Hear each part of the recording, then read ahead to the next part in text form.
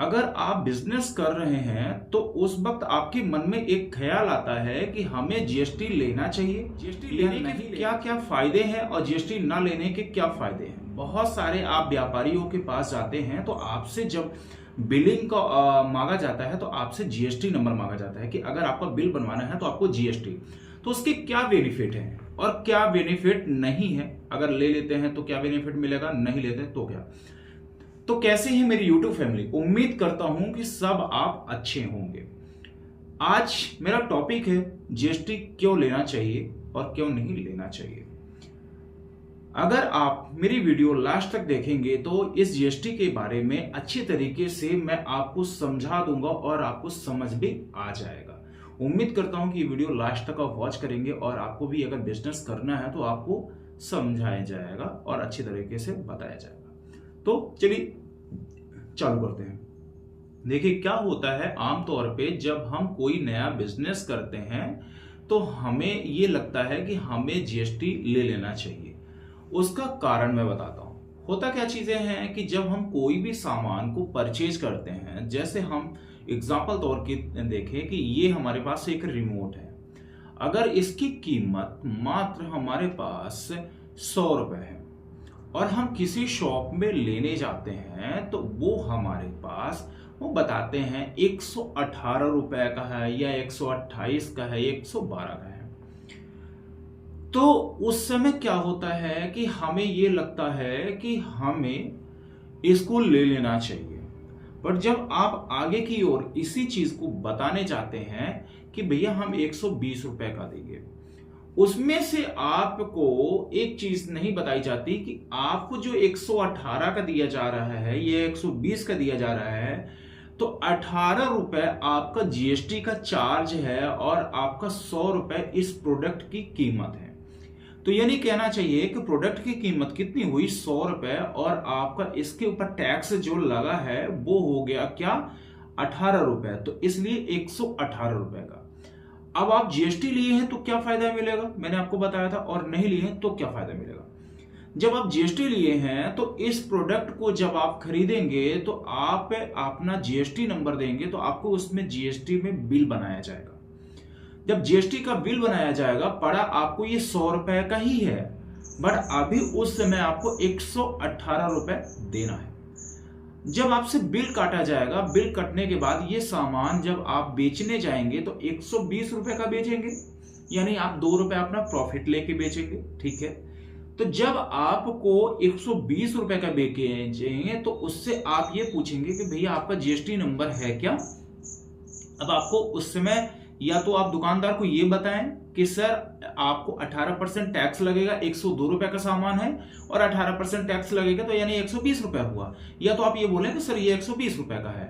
अब उसको आप टैक्स में टैक्स का बिल काटेंगे तो आपको सामान की कीमत कितनी हुई थी, आपकी 100 रुपए। 2 रुपए आपने प्रॉफिट लिया, आपका हो गया कितने रुपए, 102 रुपए। आपने टैक्स लगाया 18 रुपए, वो 18 रुपए आपके जेब में आ गए, और जो पिछले वाली पार्टी से आपने 118 रुपए का पैसा दे के आए थे तो 18 रुपए आपके जीएसटी में रिबेट आ गया है, मतलब आपके पास आ गया है। जब आप अपने सीए को ये जो सेल का बिल काटे हैं और वो जो आपने परचेज किए हैं, दोनों बिल सीए को देंगे तो वो क्लेम करेगा आपके सीए आपके उसमें। तो आपको 18% 18 रुपए आपके पोर्टल में मिल गए और आपके जेब में मिल गए, तो आपको वही 18 रुपए उठ के उसके पोर्टल में चला जाएगा। तो ये लेने के जीएसटी लेने का फायदा है।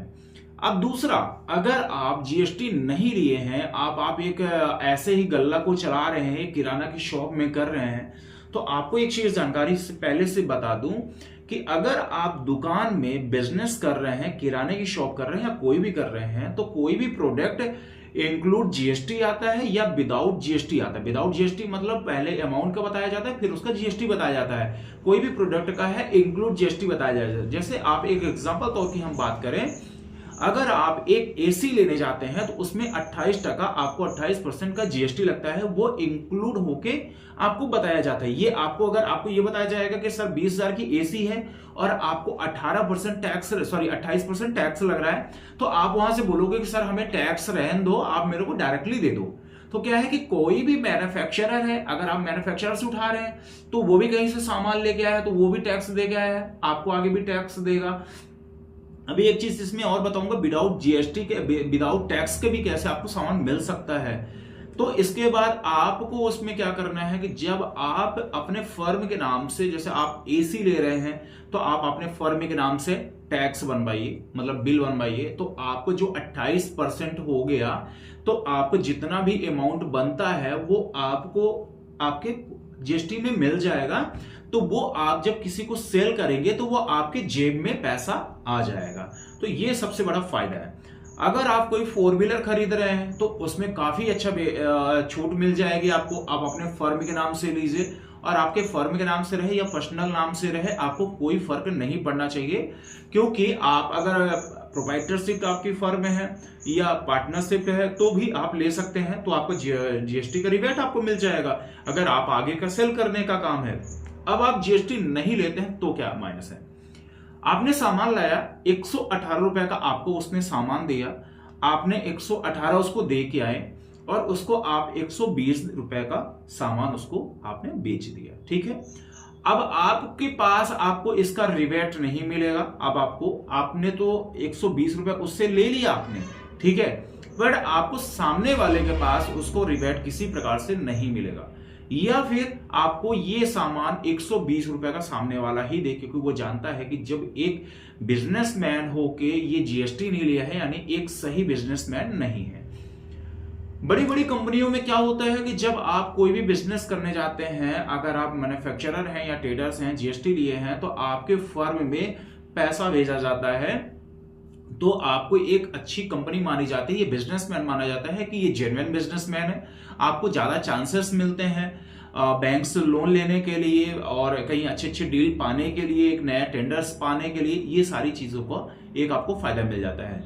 तो सबसे अच्छा एक पॉइंट ये है कि आप कोई भी बिजनेस करें तो उसके पहले आप जीएसटी जरूर लेना चाहिए। आप चाहे कपड़े का व्यापार कर रहे हो, चाहे आप किराना का व्यापार कर रहे हो, या आप किसी भी ग्रोसरी कह रहा हूँ, चाहे मैन्युफैक्चरिंग कर रहे हैं या कार वॉशिंग का कर रहे हैं या पेंट का काम कर रहे हैं या स्टील का काम कर रहे हैं, कोई भी काम कर रहे हैं तो आप जीएसटी जरूर लीजिए। आप अपने जीएसटी के उसमें से बिल बनवाइए, आप उसका रिबेट पाएंगे और आपको भी टैक्स देना पड़ेगा और आगे से भी आपको टैक्स मिलेगा और एक नंबर का ये काम रहेगा। मैंने एक बात शुरू में बताई थी कि आपको विदाउट जीएसटी का कैसे विदाउट टैक्स का मिल सकता है सामान। तो क्या होता है कि मान लीजिए इस सामान की कीमत 120 रुपए है, हमने शुरू में क्या बताया था, इस सामान की कीमत 100 रुपए है।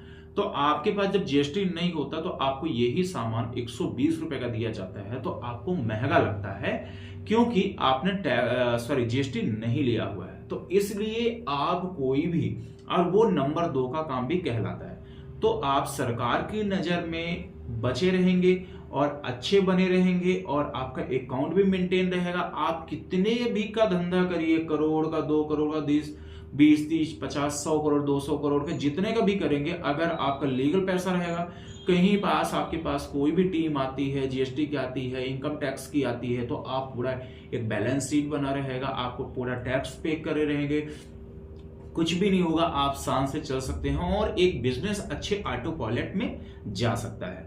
तो उम्मीद करता हूं कि ये वीडियो आपको एक समझ में आ गई होगी, उम्मीद करता हूं कि समझ में आ ही गई होगी।